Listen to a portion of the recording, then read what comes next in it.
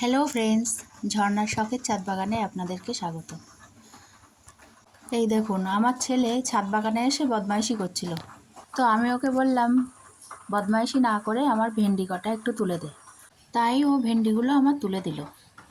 এই গাছগুলোতে আর বেশি কিন্তু ভেন্ডি হবে না। এবার আমি গাছগুলোকে কি করব বলুন তো, সব গাছগুলোর মাঝখান থেকে কেটে দেবো। তারপরে চারিদিক থেকে নতুন ডগা বেরিয়ে আবার ভেন্ডি হবে। আর এদিকে দেখুন, আমার সেই কুমড়ো গাছের ঝোপটাকে আমি আজকে পরিষ্কার করে নেব।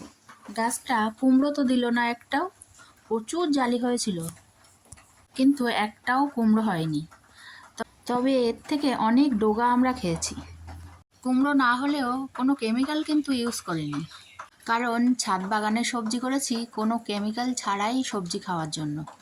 যদি কেমিক্যাল দেওয়া সবজিই খাই তাহলে বাজার থেকে কিনে এনে খাবো। ছাদ বাগানে কষ্ট করে করব কিসের জন্য? এই দেখুন, কুমড়ো গাছটাকে তুলে দেওয়াতে বেগুন গাছটা যেন একটু দম ছেড়ে বাঁচলো। আর এই পুঁইশাক গাছটা বাড়তেই পারছিল না, কুমড়ো গাছটা এদেরকে চেপে রেখেছিল। আর এদিকে দেখুন, আমাদের পুকুরের ধার থেকে আমি দুটো গাঁদা ফুলের ডগা তুলে আনলাম। পুকুরের ধারে কিন্তু গাঁদা ফুল এমনিতেই হয়, কারণ পুকুরে সবাই পুজোর ফুল ফেলে, সেখান থেকেই চারা গজায়।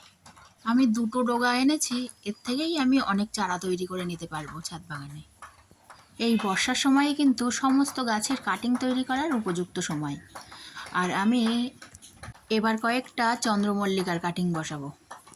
এই যে গাছগুলো দেখছেন, যেখান থেকে আমি কাটিংগুলো নিচ্ছি, এই গাছগুলো কিন্তু আমার আগের বছরের ছাদ বাগানের চন্দ্রমল্লিকা গাছ।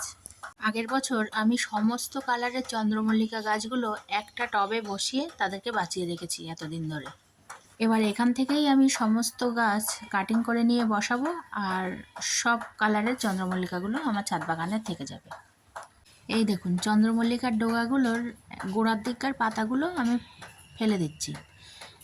ওই পাতার গোড়ার থেকেই কিন্তু শিকড়গুলো বেরোবে।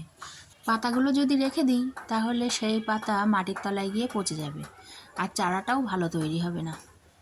চন্দ্রমল্লিকার কাটিং যদি আপনারা কেউ না বসিয়ে থাকেন তাহলে খুব তাড়াতাড়ি কাটিং করে বসিয়ে দিন, তাহলে শীত আস্তে আস্তে গাছগুলো খুব সুন্দর হয়ে উঠবে। আর এদিকে দেখুন, আমার পুঁইশাক গাছটার চেহারা দেখেছেন, চকচক করছে। এবার আমি এখান থেকে কয়েকটা পুঁইশাকের ডগা তুলে নেব। কচি কচি পুঁইশাকের ডগা খেতে তো দারুণ লাগে। আজকে আমি এই পুঁইশাকের ডাঁটা দিয়ে আর কাঁঠালের আটি দিয়ে একটা সবজি বানাবো, সেটা আবার আপনাদের সঙ্গে শেয়ার করব। তো চলুন পুঁইশাকের ডাঁটাগুলো নিয়ে এবার রান্নাঘরে যাওয়া যাক। প্রথমেই আমি ডাঁটা, আলু আর কাঁঠালের আটি কেটে নিলাম। পাতাগুলোকে আমি একটা আলাদা শাক বানাবো। কাঁঠালের আটি আর আলুটাকে সিদ্ধ করে নিলাম। আর মশলা হিসাবে জিরে, মরিচ, আদা, পেঁয়াজ আর রসুন রেডি করে নিয়েছি। এবার কড়াইতে তেলের ওপর পাঁচফোড়ন ফোড়ন দিয়ে আলু আর কাঁঠালের আটি দিয়ে দিলাম। নুন হলুদ দিয়ে একটু ভাজা ভাজা করে নেব। এবার এগুলোকে তুলে নিলাম। কড়াইতে আবার পেঁয়াজ ফোড়ন দিয়ে আর মশলাগুলো সব দিয়ে দিলাম। সঙ্গে পরিমাণ মতো একটু লঙ্কা গুঁড়ো দিয়ে নিলাম। মশলাটাকে একটু ভালো করে কষিয়ে নিয়ে তারপরে পুঁইশাকের ডাঁটাগুলো দিয়ে দিলাম। এর সঙ্গে একটু নুন হলুদ দিয়ে ভালো করে নেড়ে চেড়ে নিলাম। এবার কাঁঠালের আটি আর আলুটাকে দিয়ে দিলাম।